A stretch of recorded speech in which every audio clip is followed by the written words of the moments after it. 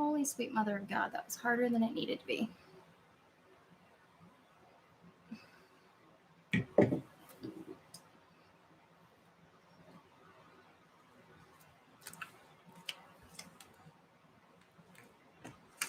Welcome to my hell.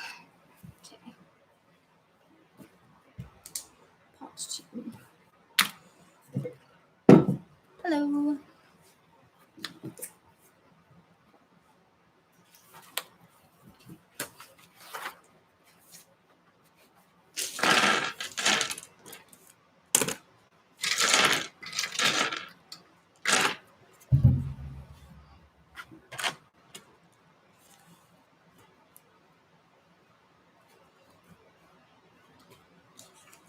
Okay. Which one?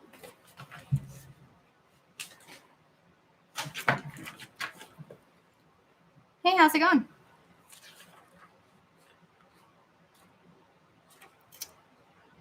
Okay, so I've got the first 3 chapters outlined.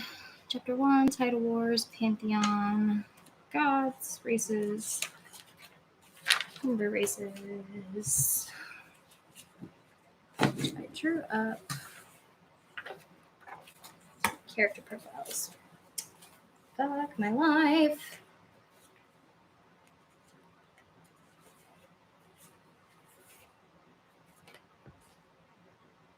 Wish I could have music. But YouTube hates it when I put music on here.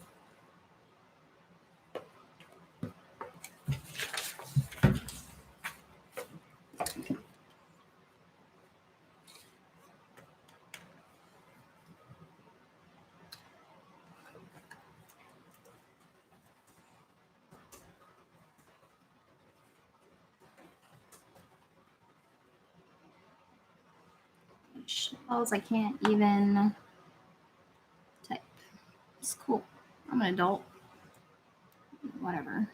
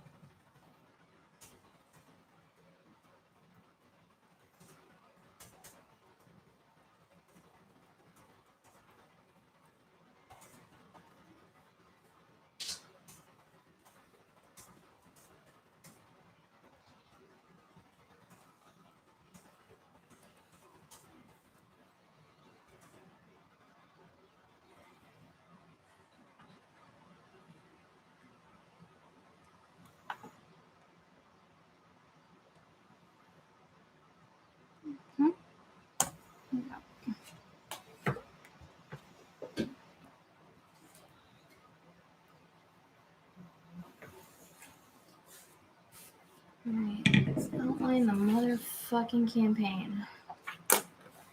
That would probably be helpful.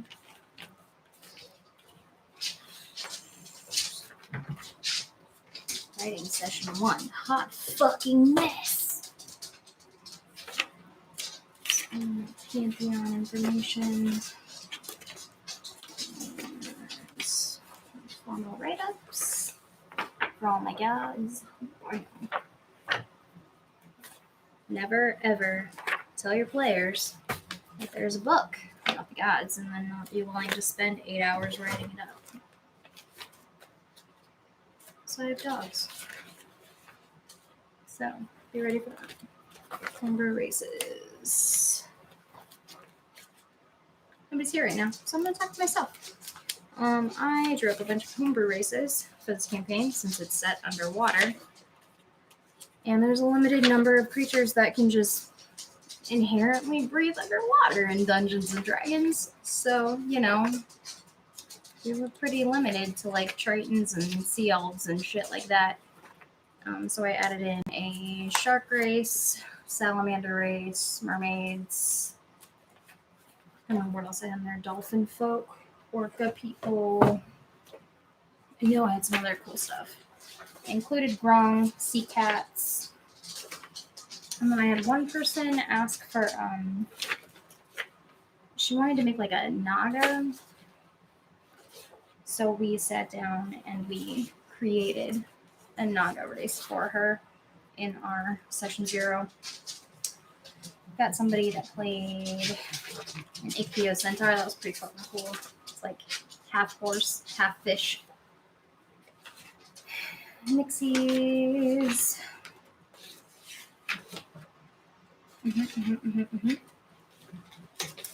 Anybody watching this back is gonna be like, this bitch is crazy. Because I'm trying to get all my shit put together. So, the very beginning of the campaign, this was all the information I had. This whole goddamn thing. 1 page, just some bullet notes. I named it the 7 Seas. Roughly outlined my pantheon and like current goings on of godly things, since I wanted that to be the baseline for this campaign. Decided to write the book as if my home game was the original, like, supposed prophesized 7, but I almost want it to be like they were false prophets, which I think would be kind of cool. So people going through this campaign would like find ruined buildings and shit that they had already been through and run into people that had known them before everything went to absolute motherfucking shit. So here we are. Just reorienting my microphone, so hopefully it does its goddamn job. And I do apologize for the silence and the background noise on this video because YouTube hates when I play music. Even if I make sure that it's royalty free, it still boots my videos. I don't know what it is, but I'm here, so it's a thing. So just mentally imagine all kinds of punky emo shit. That's the mood I've been in lately. I have to try to not even sing along to stuff so I don't get in trouble. Voice listening software is so sensitive these days. So yeah, if you're not here to just hang out, move along because I'm writing shit. There's no one here to talk to me. So it's just me talking to myself like a damn crazy person. In retrospect is usually what I do when I make videos anyway. So here we are.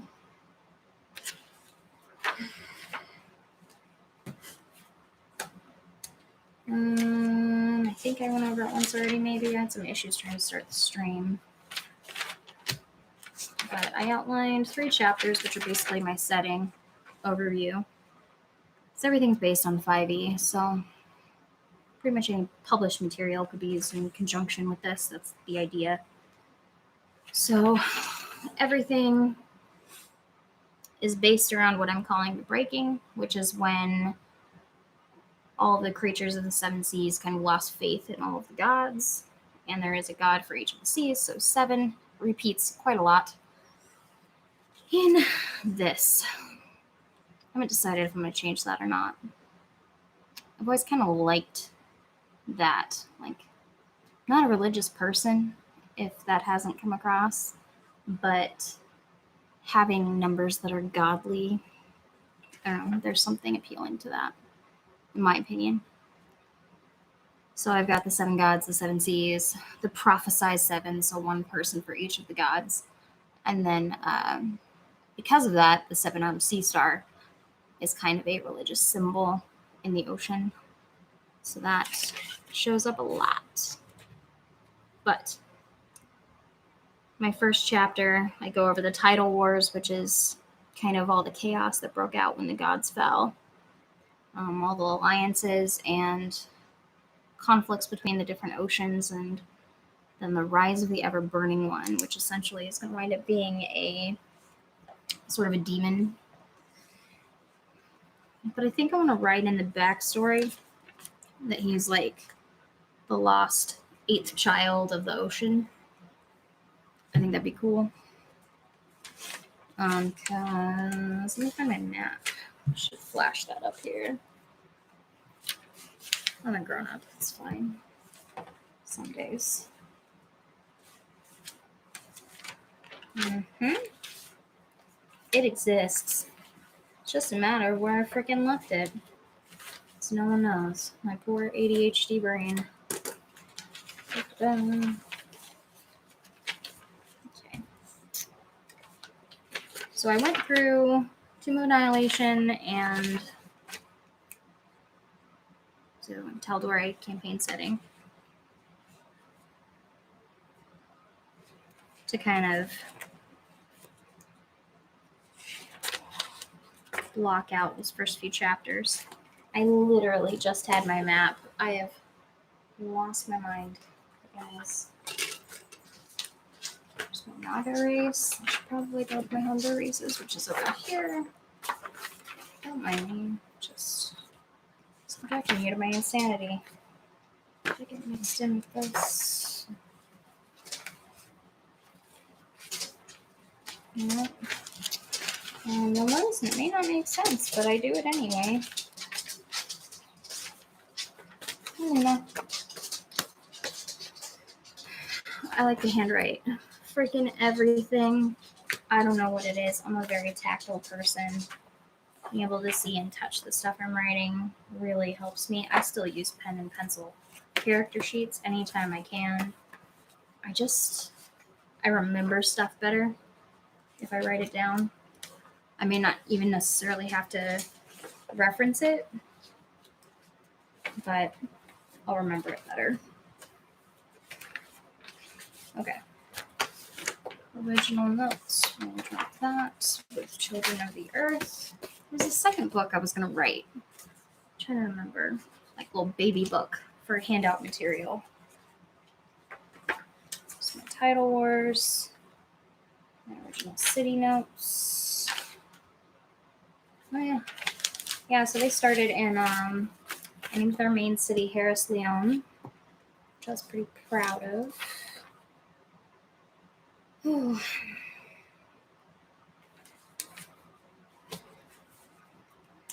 I forgot my party jokingly renamed the city of, the Sea of Theralis Thanos, because nobody could fucking remember it. I'm gonna have to change that back. I'm just gonna have to apologize in advance for all my cursing too, because I have a potty mouth. If you haven't been around the channel for very long, it's a thing I do. Here's my timeline. Didn't need that. A lot of this is found it. It's my map. I knew it was in here somewhere. Just got buried. Okay, there's my outline of the wars. Oh yeah, modified some Aldani for a fight. That was interesting.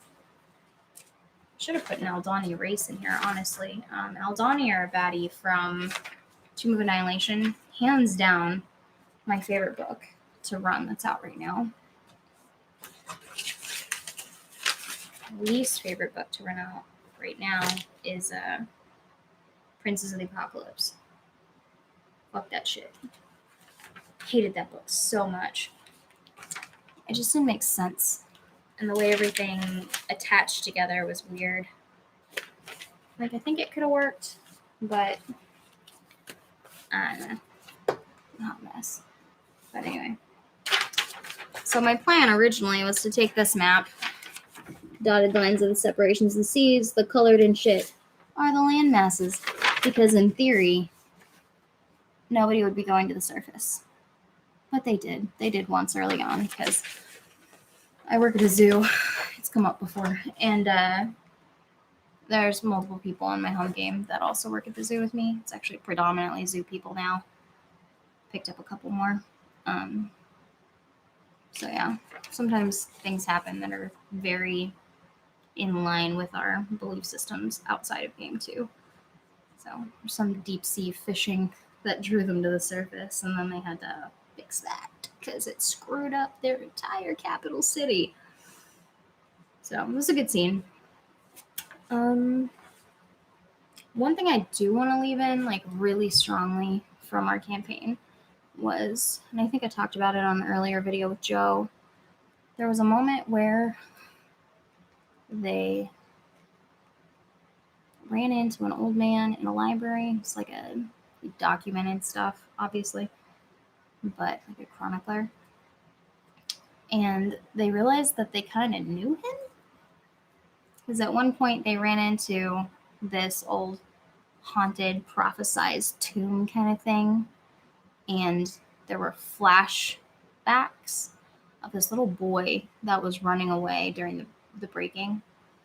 Or at least in part of the breaking. People that followed the seven were being burned alive, which, if you want to just process that for a moment, yes, I did say burned alive when they're underwater, but it's the magic of having a demon underwater, especially a burning one. Yeah. So the whole thing was that his parents were killed by the Church of the Ever-Burning One when they came to power. But he escaped, and he was able to hide all of these books and these religious texts that helped the party. But our game, they I'm trying to remember exactly what they did, but they kind of reached through the veil of the past and were able to influence the past and talk to him as a child. Yeah. It was really cool. It totally fucked this guy up. But now it's a whole thing. But I think I want to keep that character there. It's just a cool character. You throw things in, and you're like, this is super cool, and I hope they do something with it, but I really don't think they will. And then your players surprise you. It's my favorite part about being a dungeon master. Okay, so do I still want to start this campaign in Theralis? That is the question. I think it would be easier to start it in the heart of the ocean, the central sea of Kikova, capital city of Pavlopetri, where the Great Library is. At least that's what my gut is telling me, is that the campaign should start there. Now that seems really cliche. Either that, or it's got to start somewhere where there would be a party. Maybe a smaller city.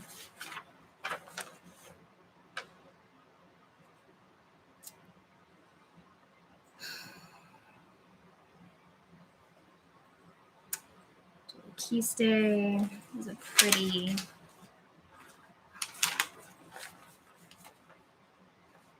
It wouldn't be Biscayne or Baye. Biscayne's pretty much a desert under the sea, and then Baye is essentially like a volcanic ocean. It's a hot mess. There is life there, but it's real savage.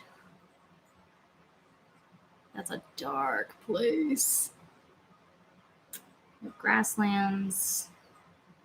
Chromatic fields are in the original starting point. Fuck.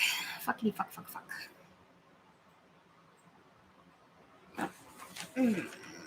Too much music in my ear.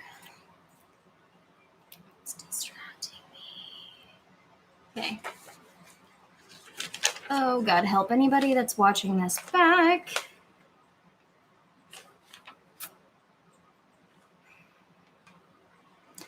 Now I'm tempted.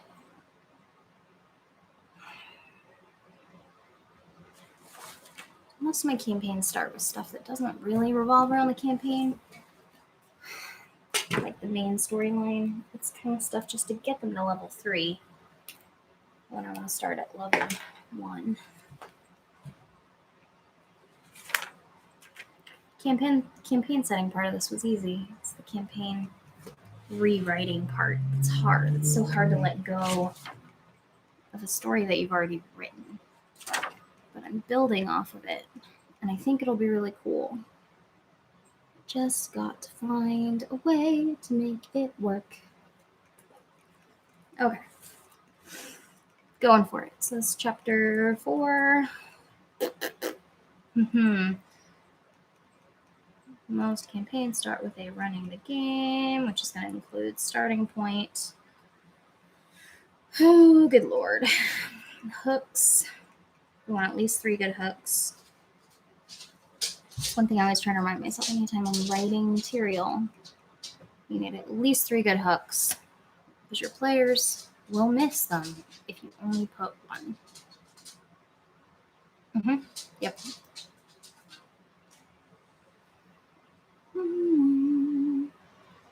I love my Draco Lich mug.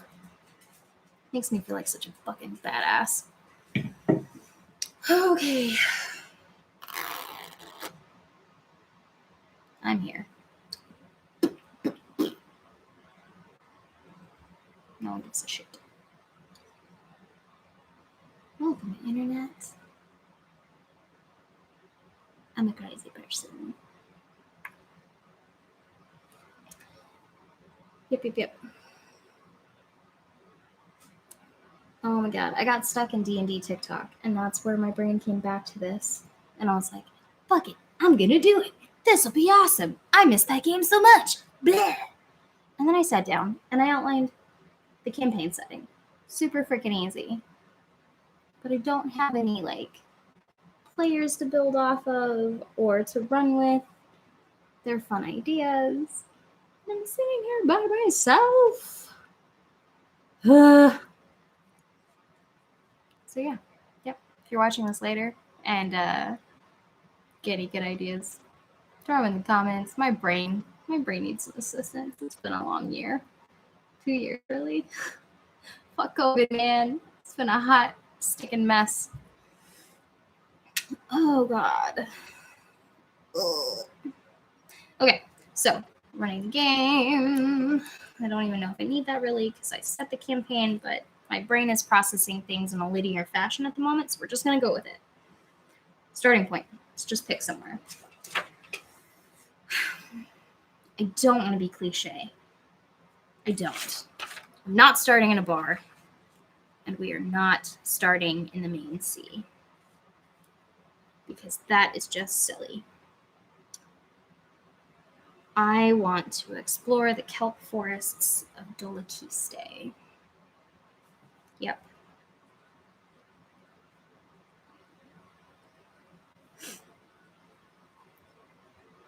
Okay. We have a starting point. Excellent. Dolakiste, hooks. It could be ruins, right? What do people need to be sent out for? Merchant caravan? Merchant caravan. So I'm just going to throw myself under the bus here. In our original game, one of our players was a Nixie, a river Nixie, that accidentally got smuggled from a border trading town when she was very young in a box of illicit kelp substance. Dolakiste is a kelp forest.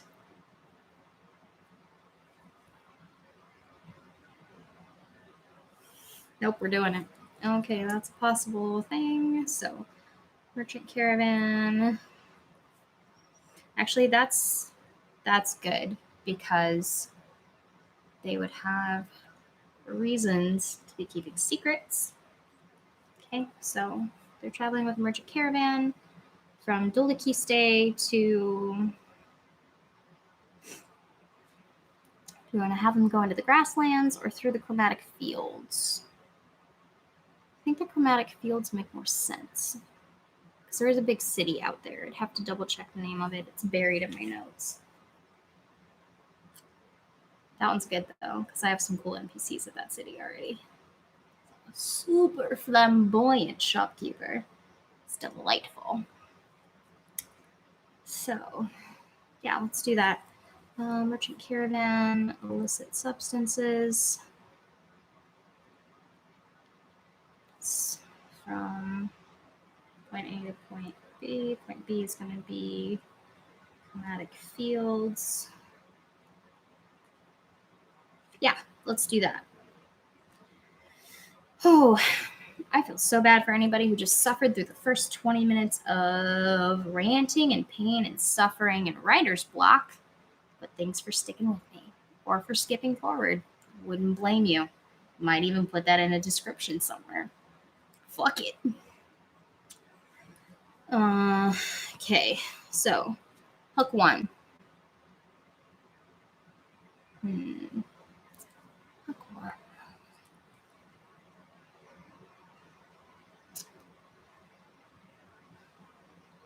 Caravan mother carries a strangely encoded book. So we're going to say the caravan mother is one of the secret society that follows the seven.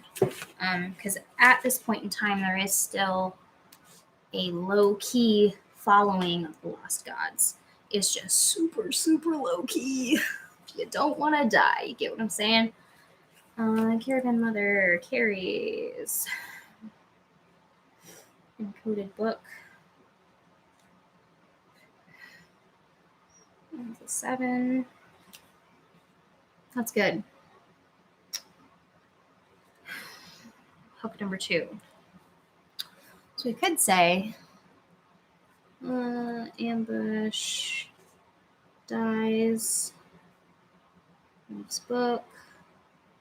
Yeah. So what if one of the possible plot hooks could be there's a caravan ambush on the way to or from chromatic fields. The caravan mother dies. And when she does so, she whispers something into one of the characters' ears about this hidden and encoded book. And it's a book of the 7.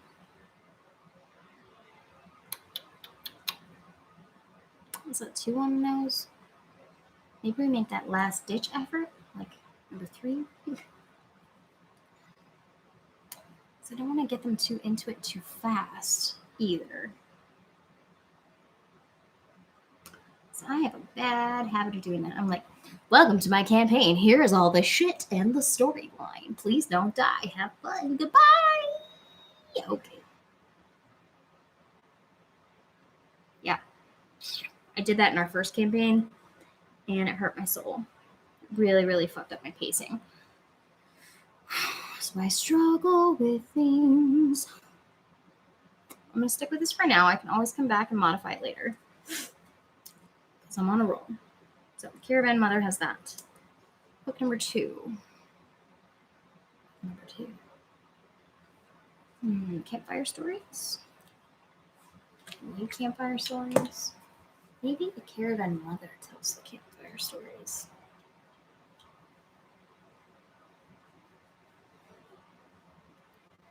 Yeah, that could be good. Hey, what's going on? I am writing a campaign, or at least trying to, for my underwater setting.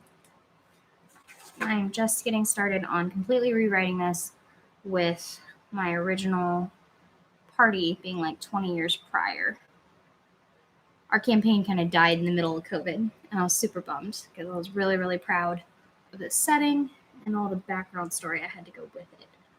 So it's a map of doom. It's poorly drawn, but it's functional. My plan was originally to have it in this frame, but like fully painted watercolor, cool, happy fun times. But that obviously did not happen. one of these days.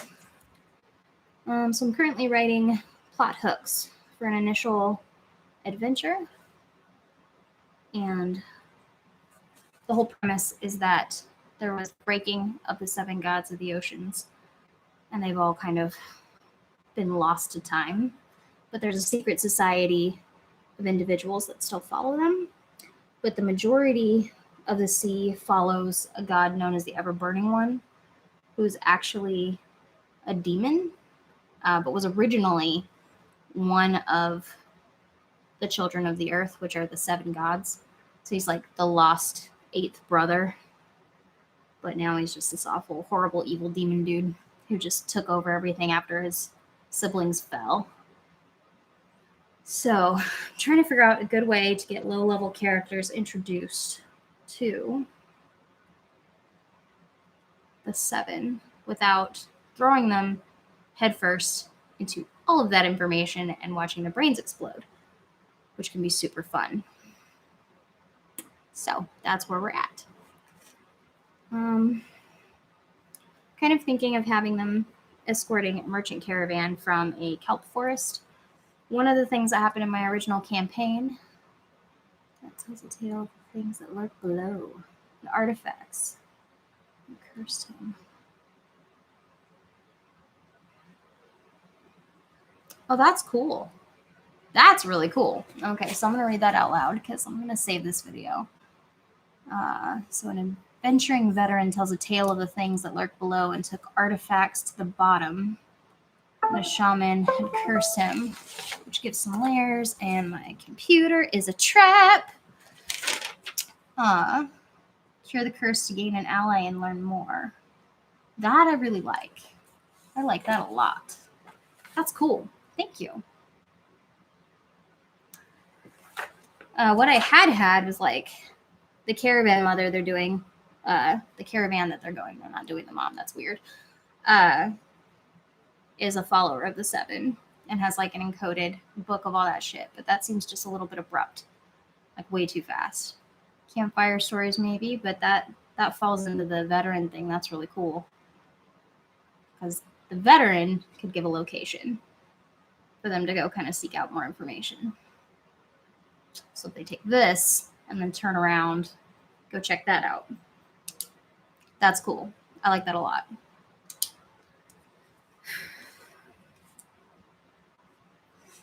That is super awesome. Do you have a channel or are you just hanging out? Oh, cool. I used to play with Bro too. It's all good. Love it when people hang out. Nice. I was going to run Curse of Strahd, and then COVID happened. I've heard it's a really, really good one. What do you think of Horror House? House of Death. What is it actually called? I'd have to pull my book down. Anyway. But no, that's a really cool plot hook. So, venturing vet. I mean, I could still do. It doesn't necessarily. Yeah, I like it.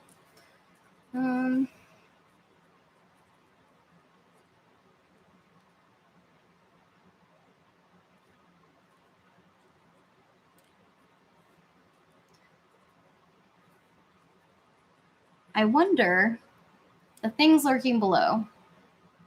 So building off of that, P.S. You're my new favorite person. Building off of that, if they had to I love the trade-off. If they had to release a demon in order to get this information, to move on, to get the next piece of the puzzle, that's really appealing to me. Most parties have a little bit of they lean more towards the good.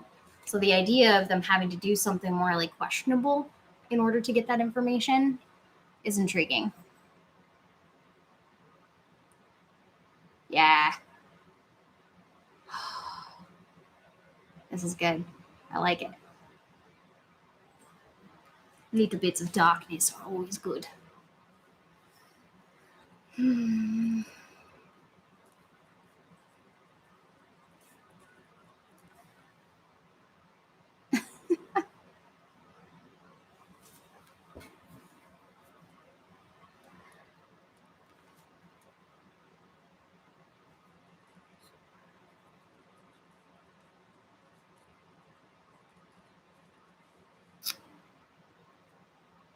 Oh, that's cool.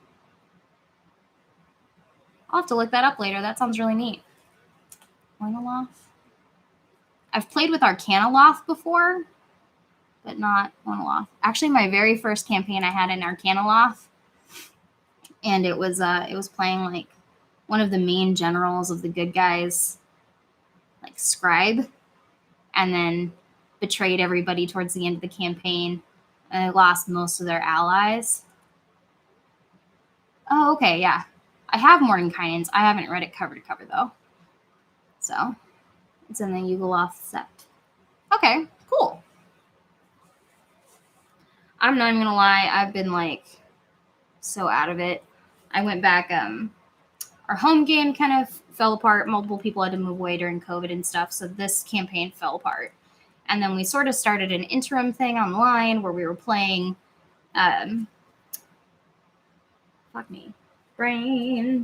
Annihilation, which I've run before, and it's a super awesome book, but everybody really wants to finish that before we start something new. I do have another friend who's never played before, and she makes dice. She's over at Nanolab Maker. So I've been thinking about doing a play test with this with her and a couple other people to kind of make sure everything flows nicely. Play testing is always a win.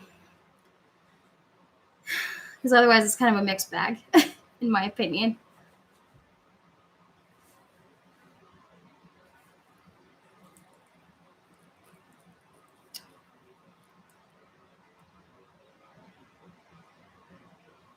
Says Scott.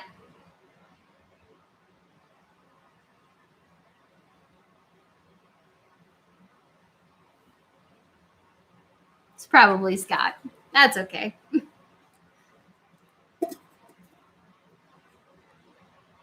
Jeremiah. I miss you, dude. Yay. How are you guys? Random squirrel. Everyone's going to have to suck it because you're hanging out.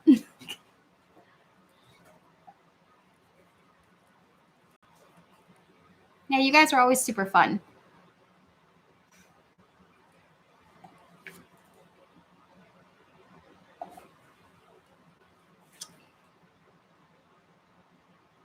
I think you guys moved away, right?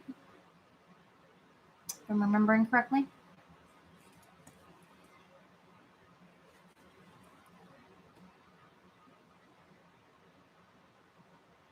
I see his minis online sometimes. They look pretty good.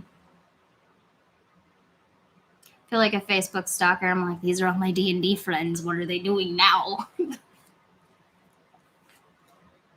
So I feel like that's kind of a normal thing. So are you running now?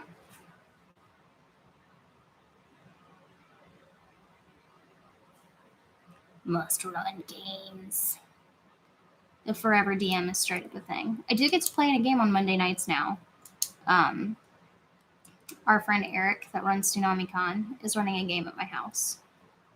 And that one's been super intense, RP heavy, like just immersive shit.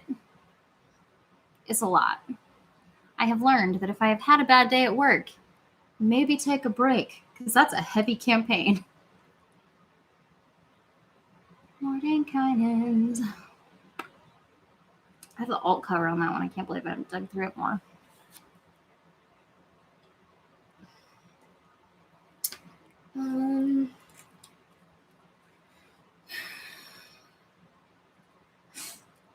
Alrighty. Well, shit. Thanks, friend. I was stuck in a rut for days. Have you ever heard the rule of 3 for when you're planning stuff? So I always try to throw in 3 plot hooks or 3 possible ways to get people. Nice. Deep Sea's fun. It was funny because when I started planning this one, the sea books hadn't come out yet. Like I have it around here too. I swear I got stuck in my own stuff and then never got back around to all the new stuff we had bought. Ugh. Nope, Pokemon cards. There. Okay. Okay. I have so many books, it's not even funny. Oh, there's Princess. Yeah. Ghost of Saltmarsh. That was the Undersea book they came out with. Undersea. It's not really undersea, it's all on the sea.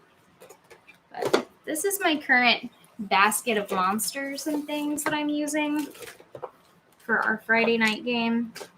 Because they just went into a big dungeon.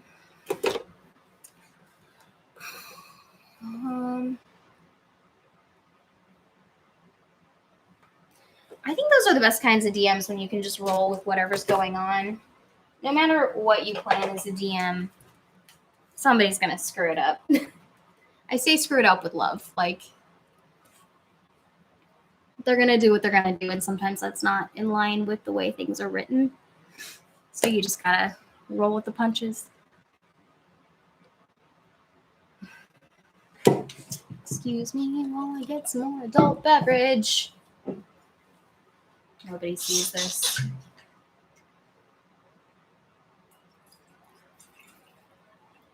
Yeah.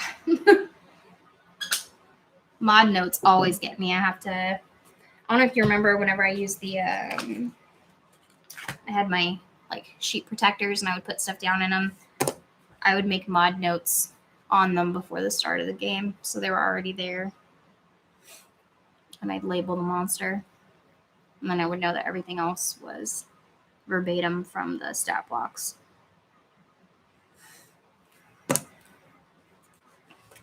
Either that or flashcards.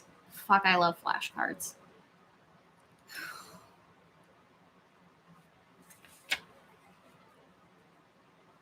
Okay. So if they have to go there to get that info would probably be just the existence. Actually, I wouldn't even say the existence of the 7 original gods. I don't think that's a great place to start because I think if I give them that information too early.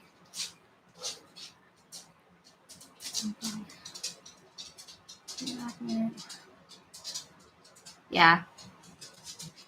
It's so easy to forget all that small stuff. But in the end, I don't think it matters if you forget a bunch of little things as long as everybody has a good time and you just have a dynamic session. As long as everyone's having fun, it's a win.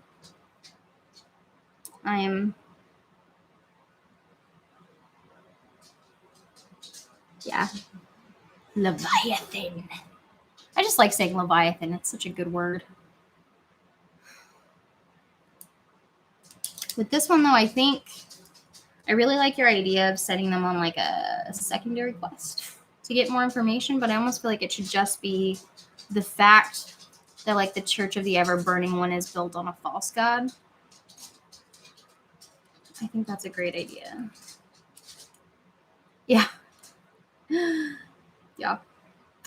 Be like, yeah, behold the rails that are thinly veiled under the sand, as Eric would say. Here's a game mechanic that's just going to nudge you in the right direction. That would work. Leviathan literally tidal waves and pushes them towards the plot. Phoenix or a demon? Like the person they're saving worships a phoenix or a demon? I don't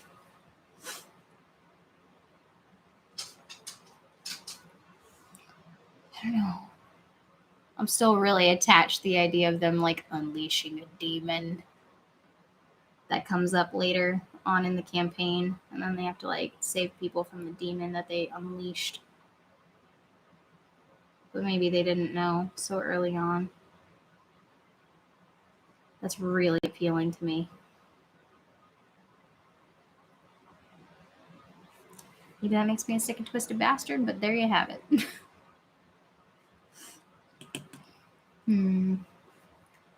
So,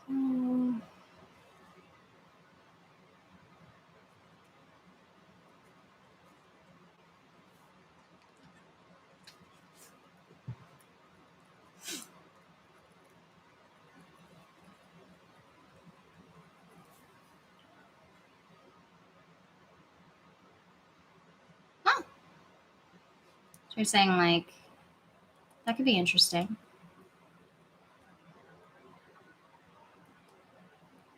So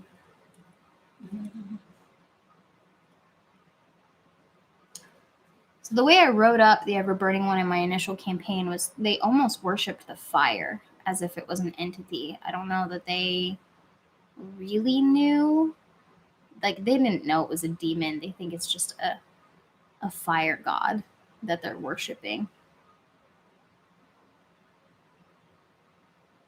Not to say that I couldn't change that.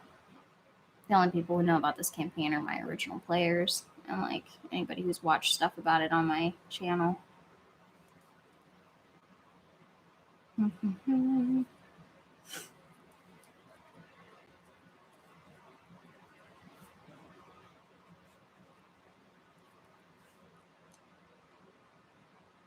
That's interesting. Then, this maybe could take them to the Great Library in the Central Sea. I have that NPC that's, like, really screwed up from previous goings on. It's kind of an in-depth backstory, but it also has all the information. I gotta be careful I don't get too Gygaxian with my random nods to our original campaign that no one's gonna understand.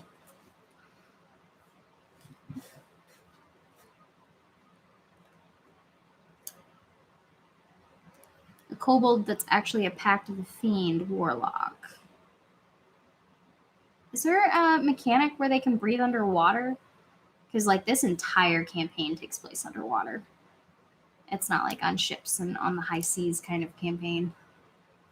Like, bottoms of the ocean kind of campaign.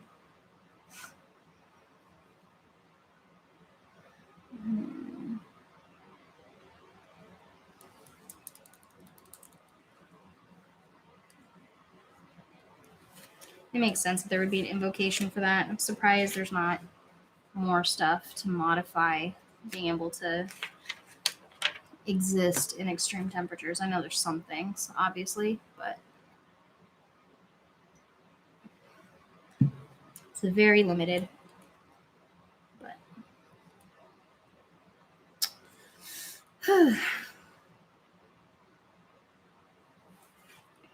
God forbid everyone doesn't know all the books back to front and front to back. I definitely don't. I don't think I have enough space in my brain for all that information. Oh my god. I have such a hard time with outlines. Like, I know I've talked about this in a previous video. I am very much a chunk world builder. Like, I'll build the next section of my campaign. Gift of Burning Things. I'm interested into my brain.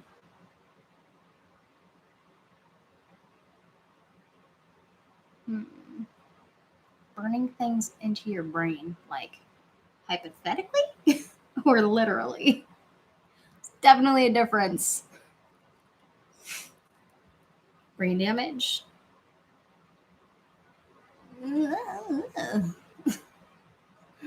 I don't know.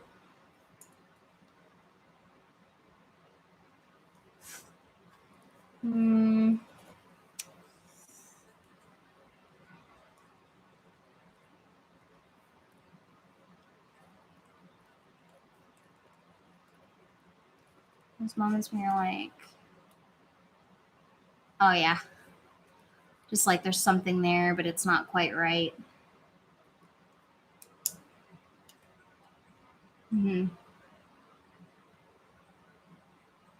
Yeah, okay, I got you now. I thought we were having a whole other conversation. My brain's in point A, your brain's in point B. It's all good. I do this to people all the time. Like, the older I get, the more I wonder if I'm, like, a little bit ADHD or something, because I get squirreled and distracted. I always come back to center, but it's not in an organized way. At least not in a traditionally organized way. You know, there's all that neurodivergent stuff out there now, too. I am not a therapist.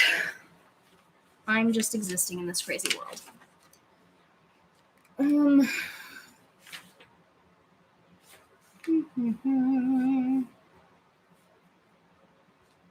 I mean, you could always interpret it as talking about brain damage from other reasons, like when you look at the long-term madness table, there's no reason you couldn't expand on that. I've always thought the long-term madness table in the DMG was kind of tame. It's not nearly permanent enough for me. I'm always more careful when I run games in public play spaces like the Burrow, because I don't know my players as intimately. So it's always hard to tell how they're going to respond to things. But when I'm at my home game, instilling a little bit of darkness into the campaign, I think, builds tension. Let me look at this long-term madness table. Yeah. Let me look at the long-term madness table. Probably gonna have to kill this soon because I think YouTube cuts me off at an hour. I'm not cool enough to just hang out forever and ever and ever. Dun, dun, dun, dun, dun. Madness. Disease equals madness. There we go. 258.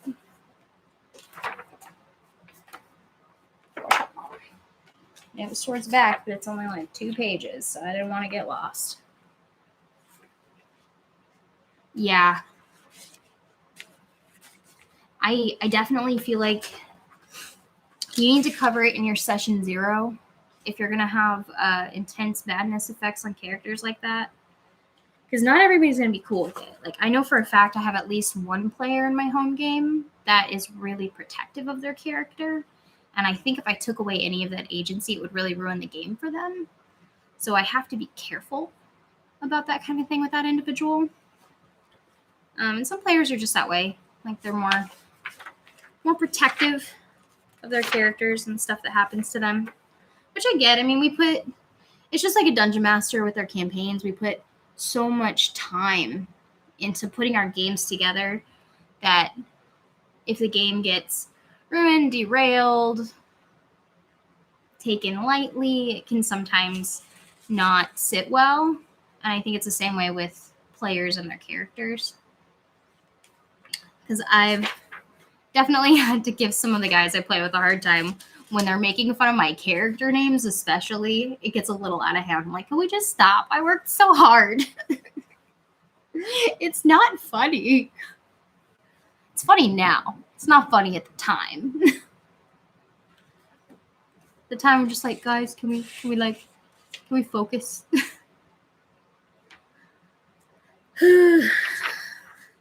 Okay, seriously, I'm blind. Where is my long-term madness table? This is damage. This is not madness. Is it 258? Am I just that tired? Maybe. Yep. I'm that tired. It's 258, not 248.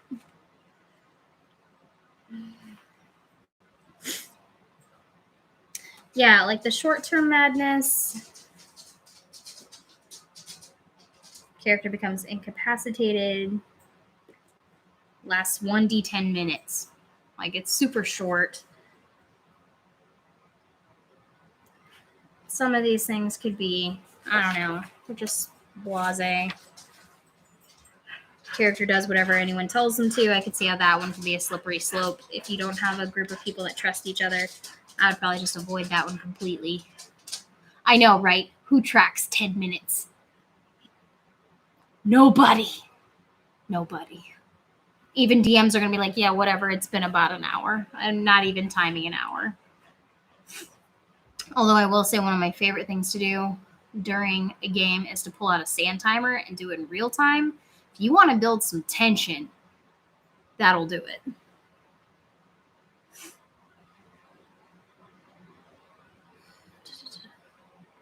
Yeah. People get very protective of their inner dialogue. And like, I get it. I saw a TikTok the other day. Somebody was talking about DMs being players too, which is true. I mean, we're also players. And how when DMs are monologuing, like they spend a lot of time writing that out. I don't feel like I'm personally a monologue-y DM. That's not really my jam, but some people really like writing out those intense things. I like putting a lot into my world and then giving it to my players to extrapolate on. Yeah. Tracking hours it makes more sense, like larger blocks of time, but 1d10 minutes. So you could have 1 minute. Like, cool, you're out of this combat. Okay, you're fine now. Hopefully you didn't die during the combat because you had no control over your character. Yeah, that seems dangerous. And the long-term madness ones, like, suffers from partial amnesia. But these ones are only 1d10 times 10 hours. So it's like a day or two. And that's their long-term madness.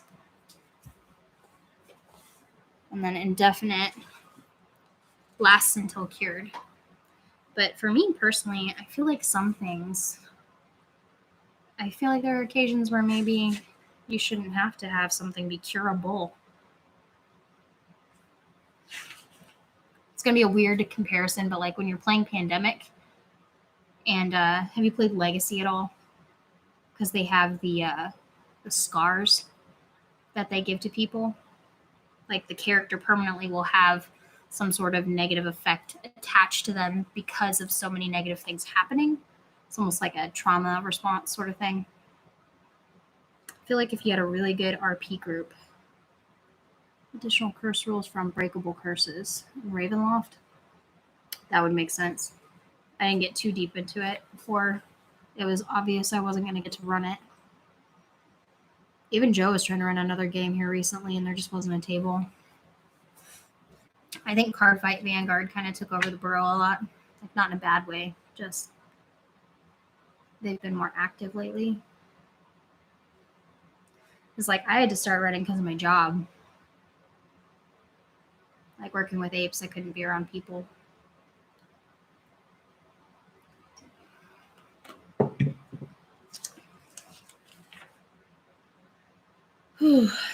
Okay. That's a really nice starting point. I can run with that. Thanks, Jeremiah. I'm kind of saying a little bit bye right now, just in case, because I have like 2 minutes on my timer for my thing. Yeah. I've never played Cardfight, but it seems like a lot of people are into it. And all the Magic players tend to hang out over at Hero Complex. And what's the other place in town? Wizards Asylum, I think.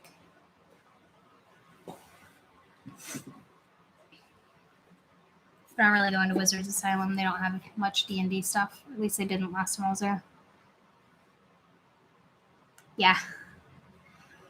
I've always really liked community storytelling. Like getting together and brainstorming stuff. Like brainstorming story ideas is cool.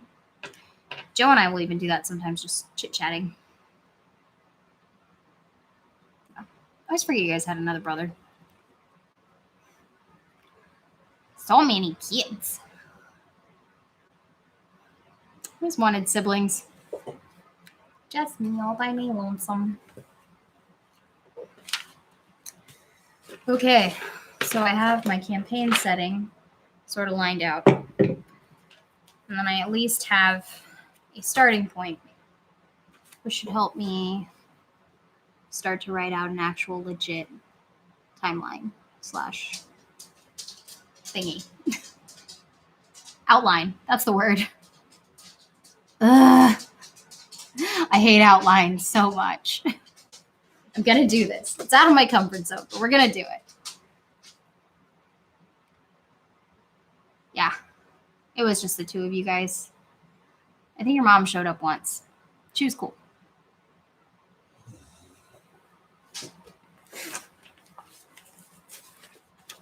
All right. It was really nice to see you. I'm going to have to run before they kick me off of here. Because that's a thing that happens.